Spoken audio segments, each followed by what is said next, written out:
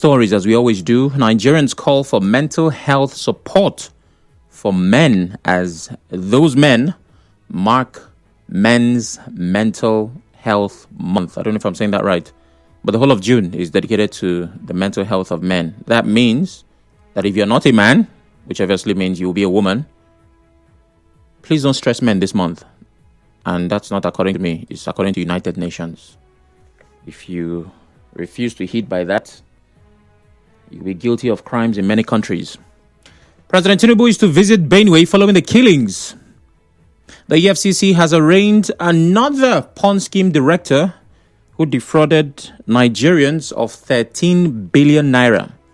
And Emefiele has been granted 2 billion naira bail in the 753 housing unit Abuja estate case. Coming up at 4, the Senate has promised institutional reforms in the second half of the 10th Assembly. They say they would review the Constitution. They say they will amend the Electoral Act. And they say judicial reforms will be the third. So it's a trinity of reforms.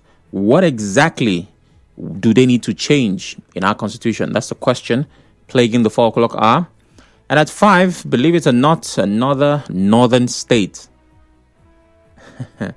has offered bandits a peace deal. And this is as Benue grapples with killings. 6 brings the major news. After that, it's open season. As always, stay with me.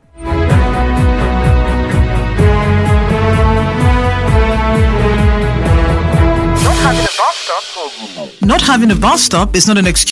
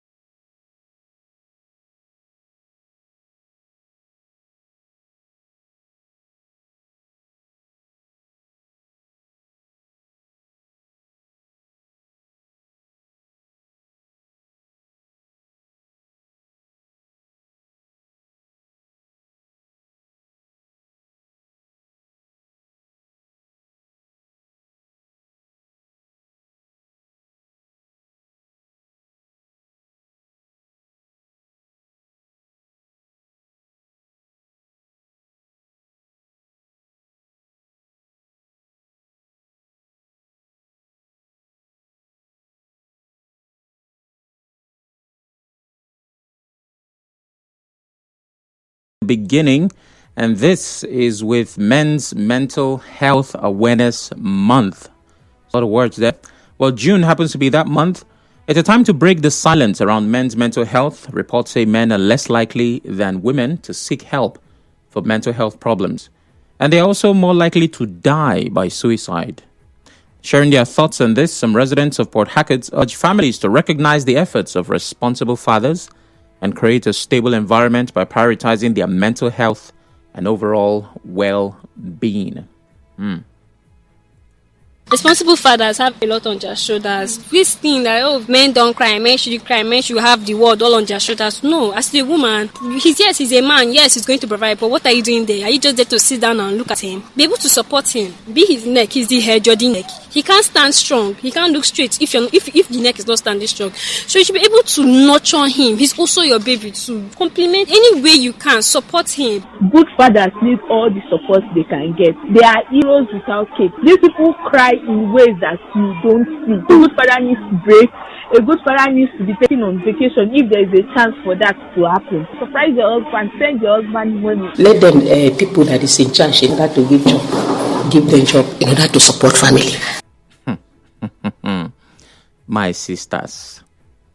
Okay, I'm glad you're saying this, but I hope that you will be not just the talker but the doer. How they say it in my religion. Oh my God, I can't remember how the expression goes. The something or the doer. It will come to me. Again, not a gender war, right? I wouldn't start that because it never ends well. But the way you say men do so, let's recognize the good men. Let's take them out. Take them out. Will you take them out? Anyways, moving on. Let's see. Port Harcourt residents acknowledge that fatherhood comes with significant responsibilities and pressures, but emphasize that a father's emotional absence can leave deep and lasting scars on their children. That's very true.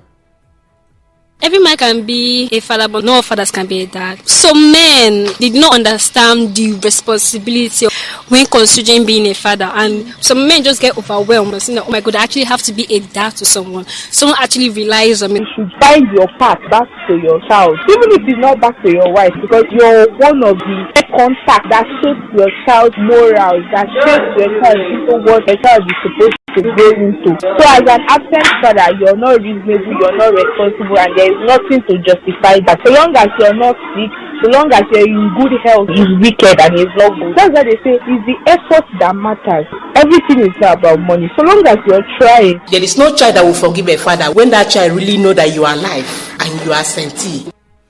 I agree. Okay. So, according to whoever decided, June is Men's Mental Health Awareness Month, and we just happen to be in June. As a matter of fact, we're at the midpoint. So please, treat us nicely this month.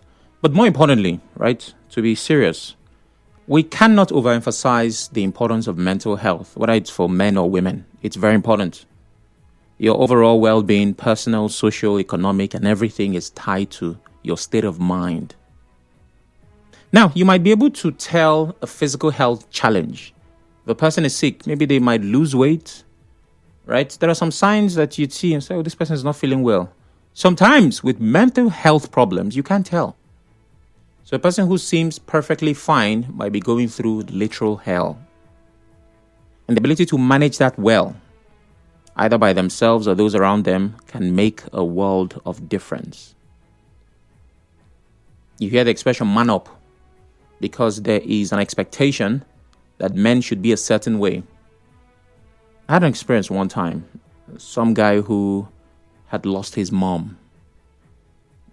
I happened to visit that place, and of course he was in pain. He was feeling really bad because he was close to his mom.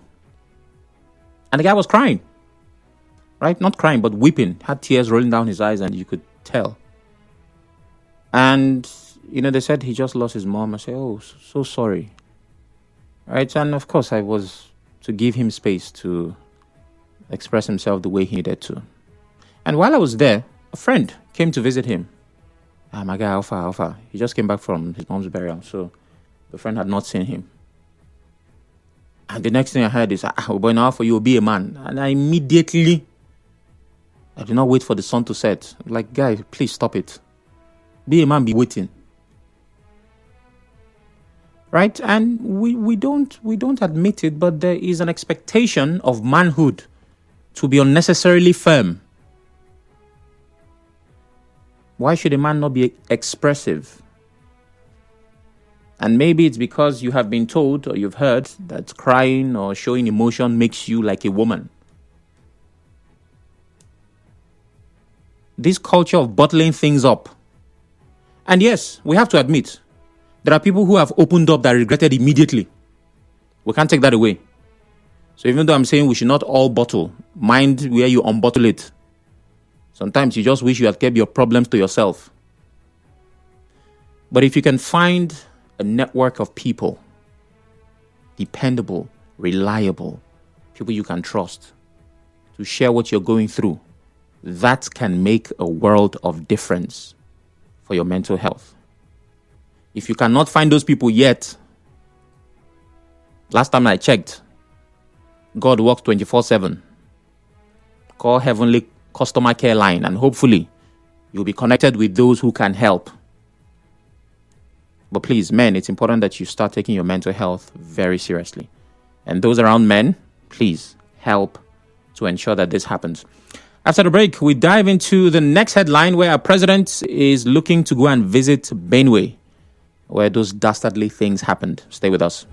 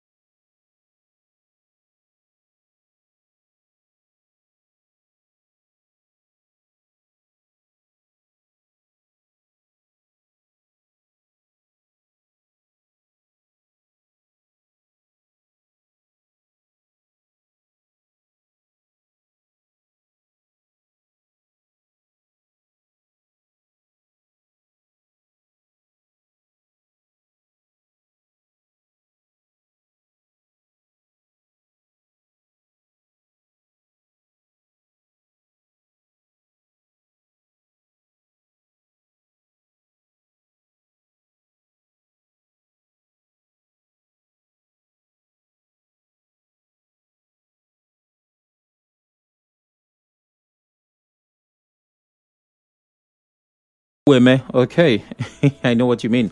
You're responding to the women not just being hearers but doers. Hello, Tinubu. Men are passing through a lot, and I wish most men take a break the way they hustle. Men provide basically everything in a home, and it's affecting their mental health. Men, please take a break and give yourself a good treat. Men die of suicide more. Why, he asks. Because they are saddled with lots of responsibilities that affect their health. Indeed, men are unsung heroes. Enoch from Ada George says, thank you very much, Enoch. Annie says, the saying is don't be the hearer, but the hearer and the doer. Thank you, Annie. Thank you very much. I said it will come to me, and it did. Okay, President's visit to Benue. Sam, for me, it's not enough to visit, but the necessary things in place, especially re-strategizing the armed force to stop this massacre, because it's all over the place, and Nigerians have had enough under APC since 2015. Enough is enough. Pope Leo, please speak louder. Yeah, Chima says, the Pope has spoken, but he does not owe you a statement. So let's move from that to the next headline, and that is that our very own president, Bola Ahmed Tinubu, says he will clear his schedule to pay a condolence visit to the people of Benue State on Wednesday. The planned visit follows the killing of scores of people in 2 communities in the state on Saturday. The president announced this during the inauguration of the Greater Abuja Water Network on Monday. Why I sympathize with the Benue people. I've spoken to the governor. I sympathize those who have lost their life. I will adjust my program and go see Benue people on Wednesday. A statement says President Tinubu during his stay is expected to meet with stakeholders, including traditional rulers, political, religious, and community leaders, and youth groups to seek lasting solutions to the hostilities. The Chief of Defense Staff, General Christopher Musa, Benue State Governor Hyacinth Alia, and the Inspector General of Police Kayode Egbetoko visited Yelwata community in Benue on Monday. Okay, so this is good, right? The president is going. For a problem of this scale and magnitude, there are different figures. The victims, witnesses, residents of the community say 200 and above. Major news sources say 100, 150. Official government sources say 59, which obviously has gone up. But whatever the case is, it's a lot of people, and this is not the kind of situation where you send a rep, right? There have been situations that happen in different countries of smaller degrees and magnitudes where the president had to go. So yes, we're glad that the president has finally decided to go. But there's a but. It is long overdue. It is long overdue. It happened on Saturday. The president says he'll be there on Wednesday. I believe that a instant response from the president. And yes, he has sent the Inspector General of Police, he has sent some top security officials, right, to go there. He has called the governor. So he eventually will be there. I get it. My second problem, and this is my personal problem, right? You're not expected to have a problem with this. I'm speaking from a communication standpoint. The framing of the president's statement does not sit well with me, Sam Oraku Chinedu. Now here's the thing. Let me take that again. President Bola Tinubu says he will clear his schedule to pay a condolence visit to the people of Benue State. I'll take that line again. President Bola Tinubu says he will clear his schedule to pay a condolence visit to the people of Benue State. And you're like, no, maybe it's the way the news people framed it. Then you listen to the president himself speak. Why I sympathize with the Benue people. I've spoken to the governor. I sympathize those who have lost their life. I will adjust my program and go see Benue people on Wednesday. Mr. President, as much as I'm certain you are well-intentioned, right?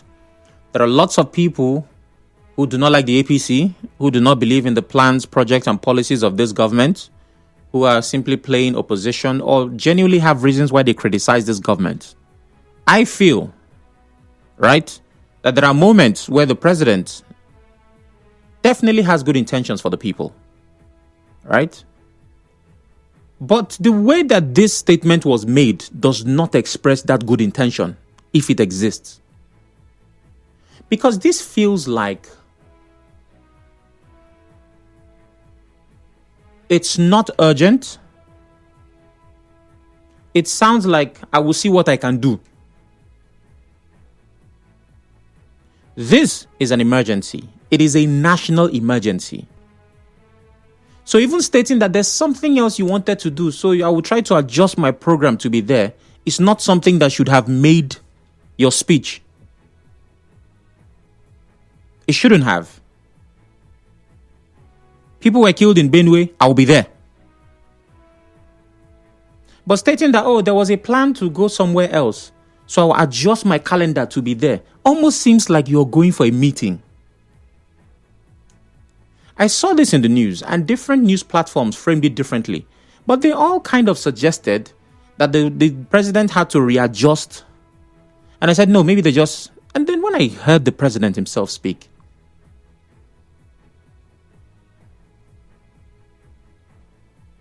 the sense of urgency, the body language, what you say being as important as how you say it, all of that sends messages to the people of Benue and the people of Nigeria. Now again, this just has to do with communication, right? Doesn't mean the president doesn't mean well. And it just might be that Sam Orakuchinedu is overthinking it. But something about it just seems out of place. Why I sympathize with the Benue people. I've spoken to the governor. I sympathize those who have lost their life. I will adjust my program and go see Benue people on Wednesday. All right. So Wednesday, we watch, we wait. Hopefully, there are solutions that come from there. In the meantime, the National Emergency Management Agency, NEMA, says over 6,500 people have been displaced in Benue following the coordinated attacks by unidentified gunmen in the state. NEMA, in a post on X, says the attacks have triggered a humanitarian crisis. Not just the attacks of Saturday, but, of course, attack after attack. Over 6,000 people have been displaced. That is a crisis. And the Chief of Defense Staff, General Christopher Musa, has alleged the involvement of an insider sabotage in the military to Yelwata massacre in Benue State. General Musa said this yesterday during a visit to the community. The CDS said some soldiers were leaking sensitive information to bandits, which may have enabled the targeted killing and arson. He emphasized the need to overhaul military strategies and work closely with local authorities. Okay, we move from that to the next headline, and very quickly, I will take some calls. Oh my, I seem to be having some issues here. Okay, here it is. Come on. The Economic and Financial Crimes Commission, EFCC, has arraigned Precious Williams, a director of Glossolalia Nigeria Limited and Peligend Nigeria Limited, for money laundering involving 13.8 billion naira allegedly obtained. Oh my. There are lots of things happening in lots of places. Okay, it's back. Allegedly obtained through a fraudulent investment scheme. Ms. Williams was brought on Monday before trial judge S.I. Mark of the Federal High Court, Port Harcourt, River State, on 14 counts. Alongside money laundering, the counts comprised conspiracy, advance fee fraud, and obtaining money under false pretense. A statement shared by EFCC spokesperson Dele Oyewale on Monday said the charges stem from a complex fraud allegedly orchestrated in collaboration with Maxwell Chizi-Odim, still at large, and MBA Trading. Also at large, he said the defendants allegedly received billions of naira into various corporate bank accounts as part of a scheme. I'm looking for a part of this report because I read it earlier where he talked about giving people a percentage. Okay, well, I can't find it. So the FCC, once again, has arrested another person. I want to say this very quickly before I start taking calls. If you have a very close friend, emphasis on that, and it is discovered that this very close friend of yours invested their money in a Ponzi scheme, I will judge you very badly and it just might be enough to cut ties with you. And I think everybody should do that as well. There is no excuse at this time for any Nigerian to lose money to a Ponzi scheme. At least the ones that operate with the strategies that we know. I was talking to the EFCC spokesperson. This was off air. And he was still talking about the proliferation of. You see, when they use that word proliferation, meaning say plenty of Ponzi schemes, and more importantly, another proliferation raised to power 2 of Nigerians investing in these schemes. And I'm like, I don't understand. Is it a spiritual problem? Is it deliverance? And the reason why you should be judged is because you are judged based on your choices and the company you keep. Why would Nigerians keep losing money to schemes when there are examples right before your eyes as recently as weeks ago for you to learn from? Well, it is what it is. 0817 923 0002 0817 923 0003. WhatsApp is 080 903 06 416. We're live on Facebook, Twitter, YouTube at Nigeria Info PH. You can watch, listen, and engage. Please turn off your radio. It is very necessary. Braid calls from Agri Road. Hello, Braid. Good afternoon. Yeah, greetings to you. Greetings to you too. Yeah. The killing in Benue, and Mr. President says that he's going to visit by Wednesday.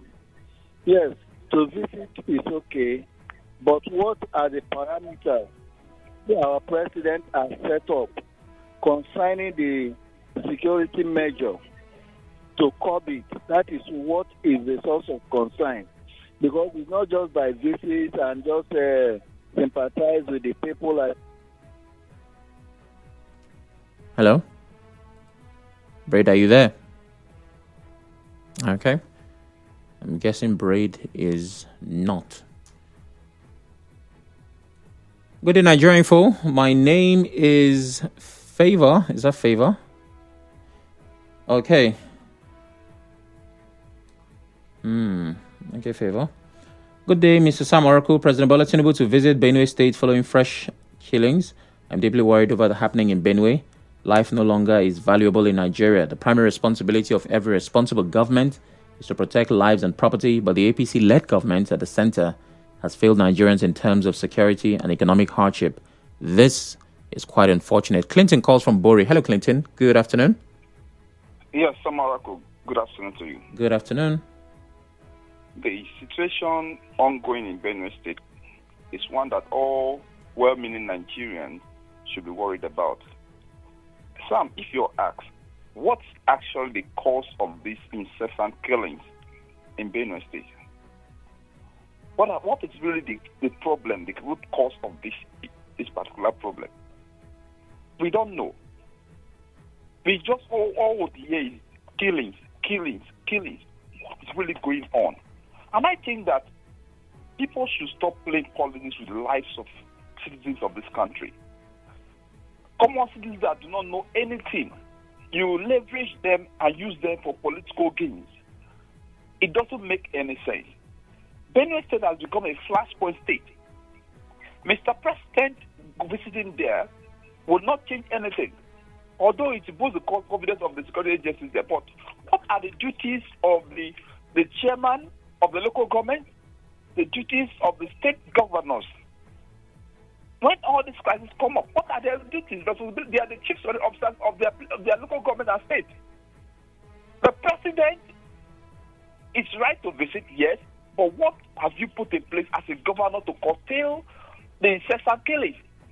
This is not the first time it has happened in Benue State. And up till now, nobody has come out to tell us that this is the reason why these killings are ongoing. So I think that Mr. President need to do the right thing. If a state of emergency is needed in that state, it should be declared so that he can forestall the killings ongoing in that state. Enough of the killings. Thank you very much. All right, thank you very much, Clinton. Hector from Ogbogoro. Hello, Hector. Good afternoon. Good afternoon. Good afternoon. Go ahead. Thank you. Nigeria has become, or is like a state of nation where life is brutal and short.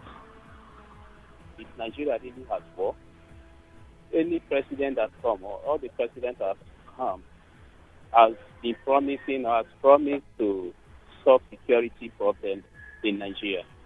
But it seems unfortunate that no president is able to solve or tackle the insecurity problem in this country, especially in the northern part of the country.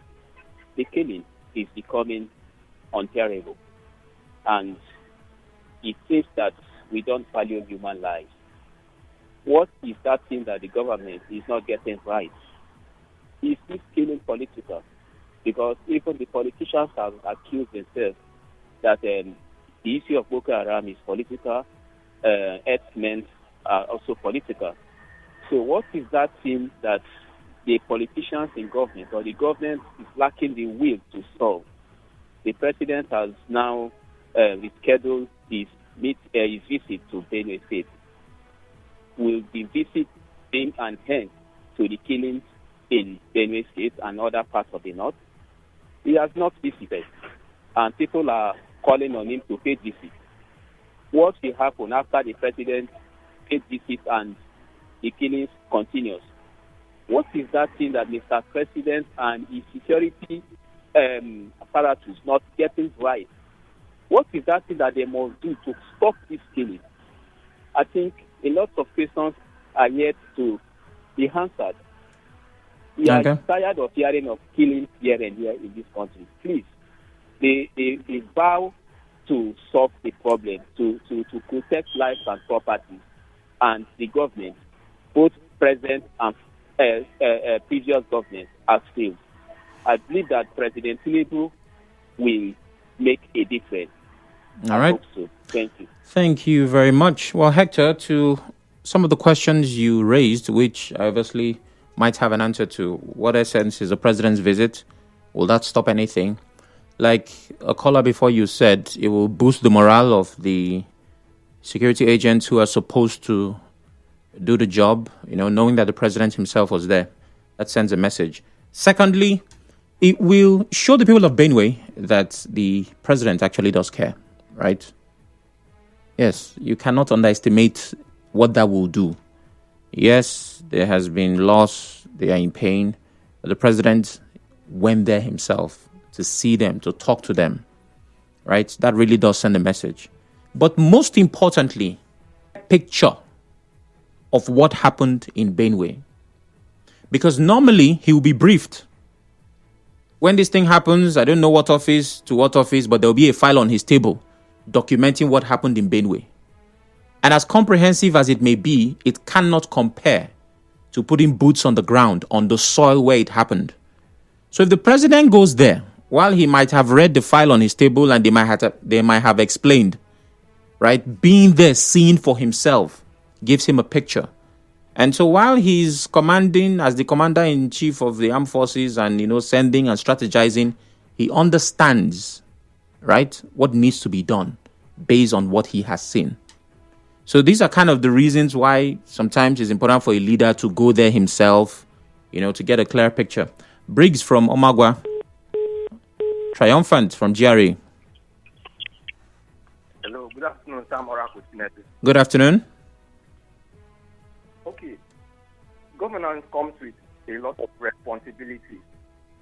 And if there are good news about a particular government, the president will we have the good name of that governance. And also, on the other hand, if there is any bad news, the president will also bear the brunt. So, but in cases like this, we try to look at the sincerity of government. You know that lives are at stake. It's not the first time we are hearing about killings in Benue State. What have you done? Fine, you may have done a lot of things, But there are some measures that would be very open to people that you are confronting the challenges head on. For example, declaring a state of emergency on insecurity in that state and mounting the presence of security forces and declare war on the bandits. Everybody will be aware that you are fighting in your full capacity. But in a case whereby you are telling us that you are going to reshuffle your decision and pay Benue people a visit, it goes little or nowhere going to what is that. Fine, your presence may do something, but it is not really what we are talking about. As a president of this country, you have heard series of complaints about killings, and you have confirmed.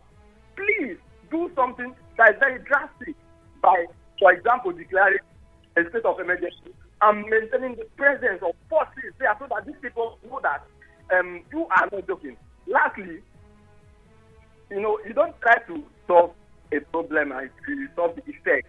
When there is cause, it will resurface. But you try to devise strategies and try to see if you can hear from these people what are their demands. Okay. What do they really want? Thank you very much. Their demands being met.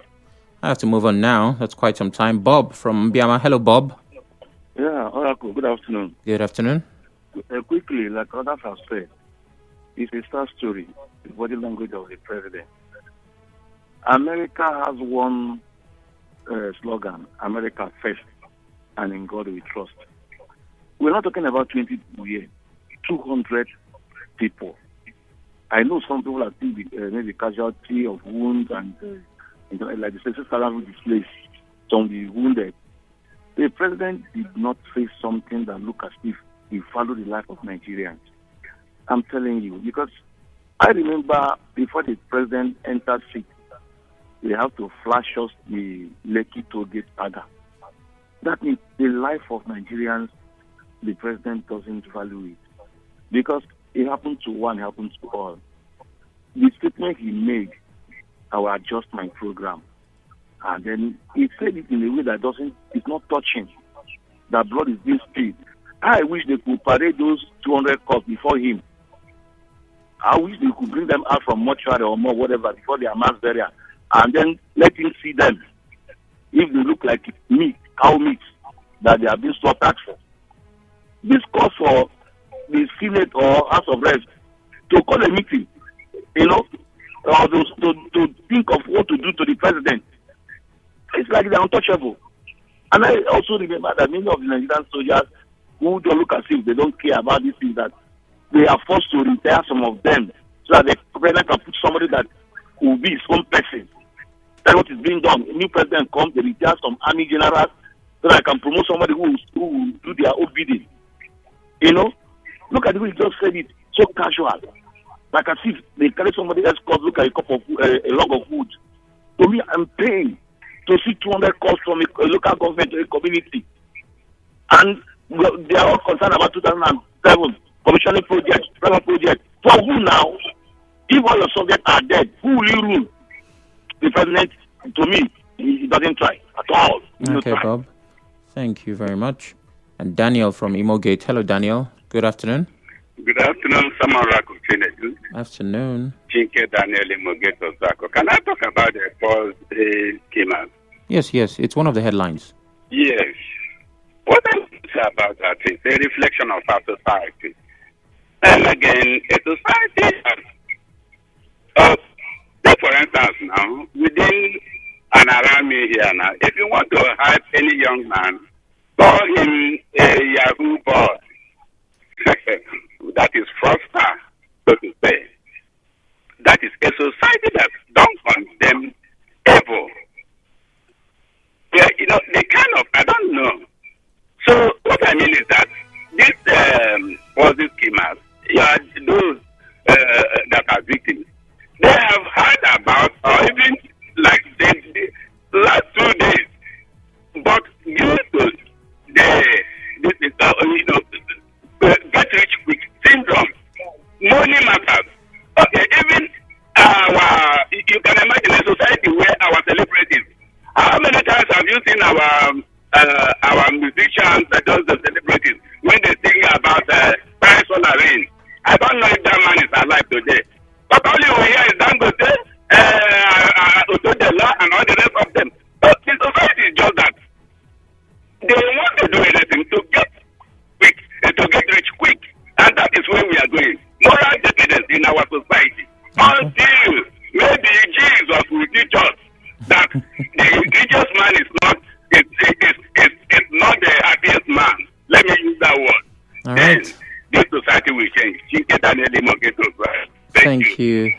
Thank you very much, Daniel. We're live on Facebook, Twitter, YouTube at Nigeria Info PH. Belema Fibika says mental health support for men is kind of being in good shape. Even the political class needed it the most, especially those in a higher chamber. Okay. And Joseph Orim, from your message here, I would need to remind you that this is Nigeria Info Port Harcourt. Port Harcourt, emphasis on the city. Honorable Patrick Amadi says the president's visit to Benue State will also help to calm down the place. It is commendable. The headers are also disturbing Eche people. Government should come now. Patrick Amadi from Eche says. And Akobundu Godson Ujunwa says men need all the support they can get. Pi Festus still on Facebook. Mr. Sam, the killing in Benue has been one too many as it stands. The government has totally failed on their oath of protecting lives and properties in the country. I mean, when will there be a proactive approach towards curbing issues of this magnitude? This is enough. A situation by the president to declare a state of emergency in Benue State. I believe there's more to this incessant massacre in Benue, and it should be tackled decisively to repel further attacks. Thanks. Okay. Clever Sunny says the president should take a bow out of the villa for failing to protect Nigerians. I rest my case, he says. Let's see, messages on WhatsApp. Wakarichi will clear my schedule to go to Benue. Tinubu, this is the highest level of incompetence. Nigerians asked for it, and they got. Imagine River States, we need reconciliation, get state of emergency, while Benue, we need state of emergency, get reconciliation. Okay. After the break, I'll take more messages. Stay with us.